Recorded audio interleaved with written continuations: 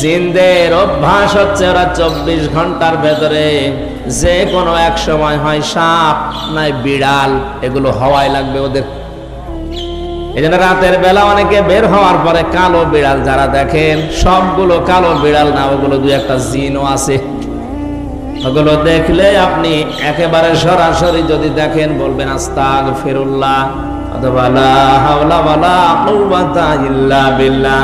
আর একটু বেশি পারলে আয়াতুল কুরসি পড়ে বুকে ফু দিয়ে নেবেন, নয়তো যদি দুষ্ট হয় আপনার একটা ক্ষতি করে দেবে। মুহাদ্দিস সাহেব নামাজ শেষ করার পরে ঘরের ভেতরে তাকিয়ে দেখলেন দুইটা সাপ খেলা করছে। পাশে গিয়ে বললেন, তোমরা যদি জিন হও চলে যাও, কারণ উনি জানে জিনেরা সর্পের রূপ ধারণ করে। একবার, দুইবার, তিনবার বলার পরে ওরা জায়গায় দাঁড়িয়ে আছে। উনি মনে করলেন এটা না সাপ হবে, ঘরের থেকে লাঠি এনে পিটিয়ে মেরে ফেললেন জায়গায়।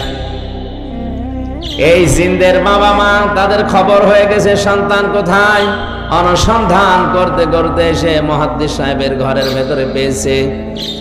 মুহাদ্দিসকে সহ দুইটা সন্তান মরা নিয়ে গেছে তার নিজেদের দেশে। জিনদের লক্ষ লক্ষ জিনেরা আছে, এটা তাফসিরে হাক্কানিতে পাবেন আপনি। আমি শিক্ষার জন্য বলছি। লক্ষ লক্ষ জিনদের সামনে জিনের পিতা ডাক দিয়ে বললেন, মুহাদ্দিস সাহেব, আপনি আমার দুইটা সন্তান পিটিয়ে মেরে ফেলেছেন। আমি ইচ্ছা করলে কোরআনের নির্দেশ অনুযায়ী আপনাকেও মেরে ফেলতে পারি। কারণ কেউ যদি কাউকে হত্যা করে তার তিনটা শরত আছে। এক নম্বরে তাকে মেরে ফেলা লাগবে, দুই নম্বরে ওই লোকটা যদি জরিমানা দিয়ে দিয়ত দিয়ে তার পরিবারস্থ লোকদের কাছে ক্ষমা নিয়ে নেয়, এটার দ্বারা তার মাফ হবে। আমাদের দেশে মানুষ হত্যা করার জন্য যে ফাঁসির অর্ডার দেওয়া হয়, 30 বছর জেল দেওয়া হয়, এটা কিন্তু কোরআনের নিয়ম না।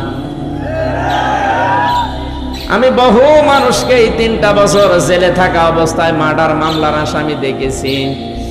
জিজ্ঞাসা করে, হুজুর আমি অন্যায় ভাবে হোক আর ন্যায় ভাবে যেভাবে হোক একটা মানুষ মেরে ফেলেছি, আমার যে সরকার 30 বছর জেল দিল এই দেশের আইনে, আমার কি মাফ হয়ে যাবে? না। আপনি যাকে মারলেন এর বিনিময়ে এক কথা হচ্ছে আপনাকে মেরে ফেলা লাগবে।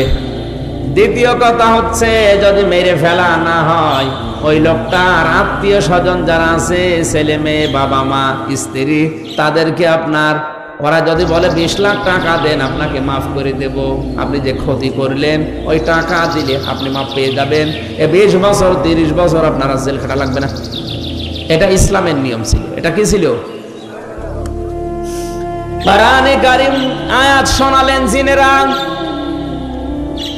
ইয়া আইয়ুহাল্লাযীনা আমানু কুতিবা আলাইকুমুল কিসাসু ফিল কতলা।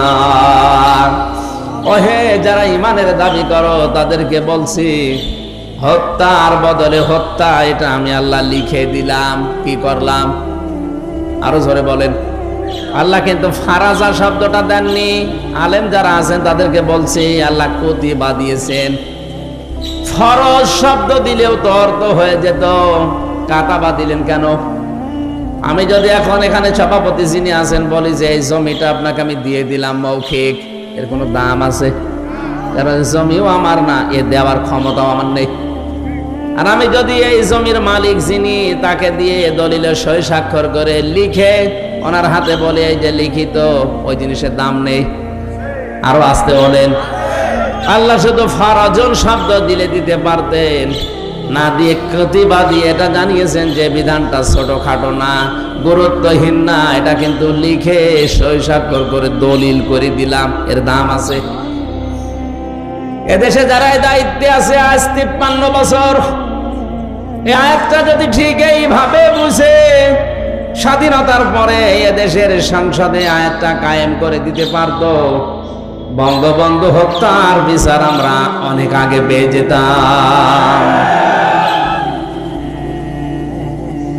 সুতরাং সঠিকভাবে যদি বিচার ব্যবস্থায় এই আয়াতটা এখন যারা দায়িত্বে আছে সংসদে কায়েম করতে পারে, আগামীতে কিয়ামতের আগে দেশে আর অন্যায় কোনো মার্ডার হবে না।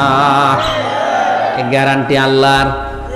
আল্লাহর গ্যারান্টি আজ পর্যন্ত মিথ্যা হয়নি, হওয়ার সম্ভাবনা নেই। কথা বলেন না কেন? আপনি একটু মেনে দেখেন না কেন? ফামান তাবিআ হুদায়া ফালা খাউফুন আলাইহিম ওয়ালা হুম ইয়াহজানুন। আল্লাহ পাক বলেন যে হেদায়েত পাঠিয়েছি, এটা যদি অনুসরণ অনুকরণ করে চলতে পারো, আমি গ্যারান্টি দিলাম কোনো ভয় নেই, কোনো চিন্তা নেই। যে সমস্ত ভয়গুলো মানুষ আজ করে, যে রাস্তায় গেলে আমরা অনেকেই খুন হয়ে যাই, বাড়িতে থাকলে অনেকে গুম হয়ে যায়, এই ভয়টা কোরআন গ্যারান্টি দিচ্ছে যে থাকবে না। আর কোরআন যদি না থাকে, ও ভয় দিন দিন আরো বাড়বে। এই জন্য আমাদের উচিত হচ্ছে ৯৬% মুসলমানের দেশে কোরআন এর এই আইনটা সংসদে পাস হোক। এই কথা বলেন। কিয়ামতে অন্তত যে গলাগুলো সাক্ষী দিল, কিয়ামতের ওই ময়দানে আল্লাহ যেন এই কণ্ঠগুলোকে আমাদের এই আয়াতের পক্ষে থাকার কারণে সাক্ষী হিসাবে কবুল করেন। আরে ভাই, ছোটখাটো বিষয় কিয়ামতে আল্লাহ দেখবে। ইব্রাহিম নবীর পক্ষে ছিল একটা ব্যাঙ, এই জন্য ব্যাঙের পোশাক আল্লাহ পাক করে দিয়েছে। ইব্রাহিম নবীর বিপক্ষে ছিল একটা কাংলাস, এই জন্য কাংলাস দেখলেই মেরে ফেললে 10টা নেকি হয়। ওদের দ্বারা কোনো কাজ কিন্তু হয়নি, কাংলাসের দ্বারাও কোনো কাজ হয়নি, ব্যাঙের দ্বারাও কাজ হয়নি। কারণ এমন আগুন জ্বলছিল, 1 কিলোমিটার উপর দিয়েও যদি পাখি উড়ে যায় ঝলসে পড়ে যেত। এত বড় বিশাল অগ্নিকুণ্ড, এখানে ব্যাঙের পোশাকের কাজ হবে? বলেন না কেন? কিন্তু ব্যাঙের এই পোশাককে হযরতে জিবরাইল দেখার পরে জিজ্ঞাসা করলেন, তুমি যে পোশাক করো কোনো কিছু করতে পারবা? ব্যাঙ তার বলেছিল, ফেরেশতা আমি জানি আমার পোশাকে কাজ হবে না, কিন্তু আমার মালিককে আমি দেখাতে চাই যে আমি তোমার খলিলের পক্ষে আছি, ওই বেটা নমরুদের বিপক্ষে আছি। আল্লাহ এত বেশি পছন্দ করলেন কথাটা, ওই দিন থেকে কিয়ামত পর্যন্ত যত ব্যাঙ আসবে সব ব্যাঙের পোশাককে আল্লাহ পাক বলেই ঘোষণা করে দিয়েছেন। এই এদিকে তাকান, একটা ব্যাঙ ইব্রাহিম নবীর পক্ষে থাকার কারণে যদি তার পোশাক পর্যন্ত পাক হয়ে যায়, আমরা যে নবীর পক্ষে আছি তিনি কিন্তু খলিলুল্লাহ না, তিনি হাবিবুল্লাহ। বলেন বলেন, খলিলুল্লাহ আর হাবিবুল্লাহর পার্থক্য কি? খলিল বলা হয় ওই বন্ধুকে যে বন্ধু আমার আল্লাহর জন্য সব করতে পারে, আর হাবিব বলা হয় ওই বন্ধুকে যে বন্ধুর জন্য আমার আল্লাহ সব করেছেন। জোরে বলেন সুবহানাল্লাহ। ইব্রাহিম নবীর পক্ষে থাকার কারণে যদি ব্যাঙের পোশাক পাক হয়ে যায়, আমরা মুহাম্মদুর রাসূলুল্লাহ হাবিবুল্লাহর পক্ষে থাকলে আমাদের জীবন পাক হয়ে যাবে। এই জন্য আল্লাহর আয়াতের পক্ষে যারা সায় দিলেন, আপনি মানেন না সেটা আলাদা, কিন্তু আপনাকে রায় দেওয়া লাগবে যে আমরা এই আয়াতটা সংসদে দেখতে চাই। আজ হাজারো মানুষ জেলখানাতে, প্রায় 1 লাখের উপরে মানুষ এখন জেল খাটছে সারা বাংলাদেশে। অধিকাংশগুলোই লক্ষ্য করলে দেখা যায় মার্ডার মামলা।